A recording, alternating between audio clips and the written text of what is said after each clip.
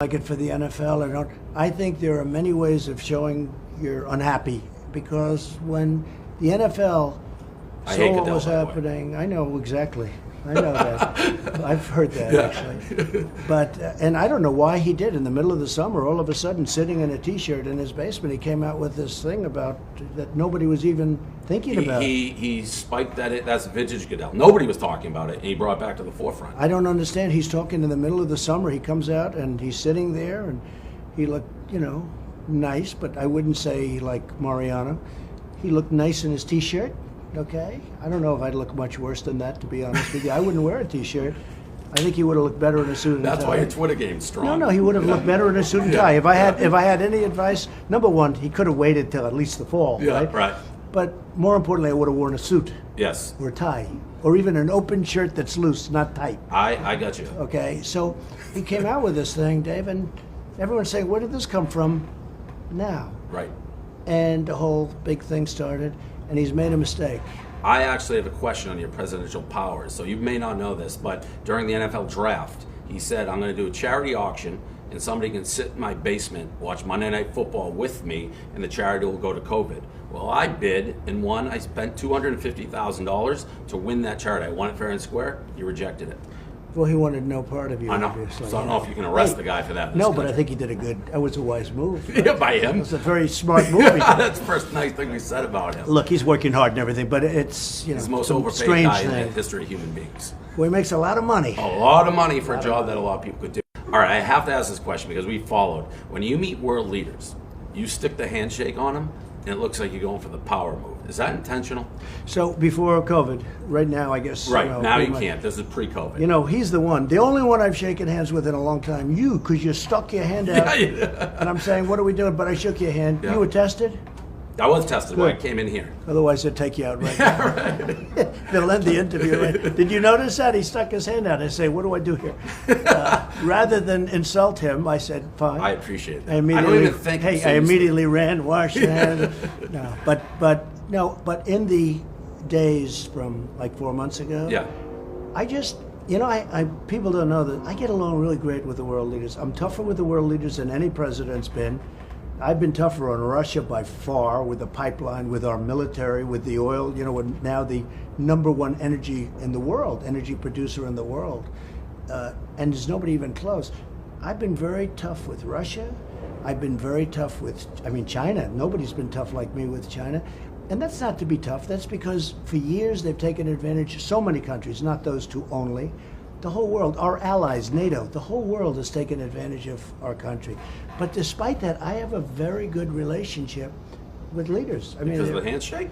I'll shake them. I shake their hand. I hug them. Power shake. No, I have a lot of great. Abe of Japan. Look, they've been ripping us off for years and years. They send the cars in. There's no tax. We send a car to them. They say we don't take your cars. This is the kind of a thing that we've put up with. We defend these countries. We get nothing for it. And, I've ended a lot of the craziness that's gone on. Do you love doing Twitter? There are times when I love it. Yeah. Too much sometimes, right? Yeah. Where's Dan? I think we have. Right there. Dan, what's our number now total? 207 million. Can you believe it? What happens to this Twitter account? Is it yours when it's over? Well, Do you lose mine. those? It's mine, and I don't know if I'll ever use it again, but it certainly was good. It's a platform. Look, we have fake news. You don't know about that, but we have fake news out there. I very much know about that. That exists in my world as well. And then, Dave, that we have a voice. We have a very big voice. When you have the kind of numbers that we have, you're able to get the word out in an honest word, and that's important. So it's been very important for me. Do you sometimes, because I follow you on Twitter, and I know I do this, but I'm not the my nickname is El Prez, but I'm a company, so we're doing it. Do you ever tweet out and be like, wake up, and oh man, I wish I didn't send that one out? Often, too often. Yeah. It used to be in the old days before this, you'd write a letter and you'd say, this letter's really bad. You put it on your desk and then you go back tomorrow and you say, oh, I'm glad I didn't send it, right? But we don't do that with Twitter, right? We put it out instantaneously, we feel great, and then you start getting phone calls. Did you really say this? I say, what's wrong with that? And you find a lot of things. You know what I find? It's not the tweets, it's the retweets that get you in trouble. You've been caught with retweeting. People be like, oh, you just retweeted this crazy person. So you don't even look. You just press the retweet. Well, you just fire from the hip. You see something that looks good, and you don't investigate it, and you don't look at what's on the helmet exactly, right, which is in miniature, and you don't blow it up. And sometimes it's, but I have found almost always it's the retweets that get you in trouble. I've seen that a little bit with you. So we got opening day today. Good. So Fauci's throwing out the first pitch. You give him any tips? You think he's going to be able to? I mean, he seems like a little guy. I've never seen him. You expecting a good pitch here? Well, they say he was a good basketball player, and he is a very How nice tall guy. is he? Not well. He's not tall, but he was a fast little guard, and they say he was a good basketball player, and he's actually a very nice guy. We don't always agree on everything. You know, he'd like to do things that I don't like to do, but ultimately I make the decision. But we make it all a group of people, and he's been here for like 45 years, for many years. And he's a nice man, actually. So I started doing. I'm a sports guy. Good, like sure. the company that bought us, Penn National, are a gambling company. So sports gambling is a big part of what we do. I switched to the stock market, actually, day trading.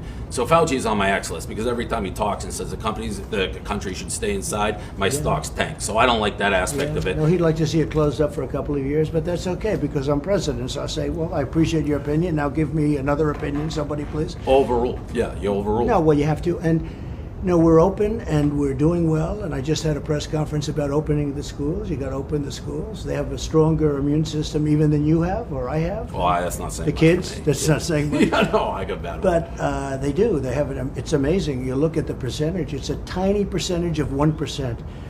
And in that one case, I mean, I looked at a couple of cases. If you have diabetes, if you have problems with something, but the kids are in great shape. So we want to open the schools, and we're opening the country. And we had great numbers announced the other day. And 2 weeks ago, we had the biggest number of jobs we've ever had.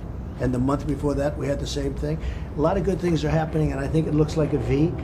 We have a lot of people that would like to see their states closed. I have a feeling on November 4th they'll open them up. I think they want to do it for political reasons. But we're doing well. The polls are starting to really shape up. You know, Dave, we were doing great. We were sailing. George Washington would have had a hard time beating us. And then when the China virus came in, all of a sudden, it's a dampener. Right. It really is. Well, it's a COVID's downer. bad. Yeah. Well, it's a downer, though, and, psychologically. And it went down, and now we're really starting to do well. We're looking really good in a lot of different places.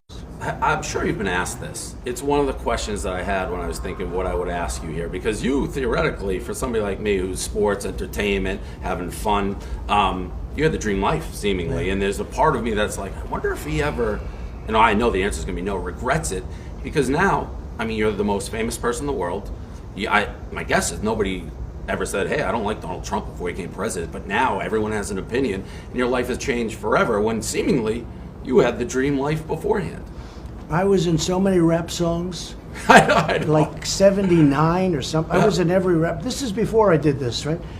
It's a very interesting thing that you say, because the best day in my life in terms of business and life and everything was the day before I announced I'm running for president. Everything was good. The company was good. I had finished up a lot of jobs that were very successful. And then I said, I want to do this. Now, I'm really glad I did. But I was treated very unfairly with fake Russia, Russia, and Ukraine, all fake stuff. It's a very vicious business. Somebody said, who's the toughest in the world to deal with? Is it Russia? Is it China? Could it be North Korea?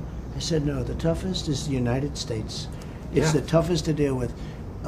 When you look at what I have to do, I have to focus on the big picture, but I also have to focus. I have so many people on the left, or call them Democrats, call them whatever you want.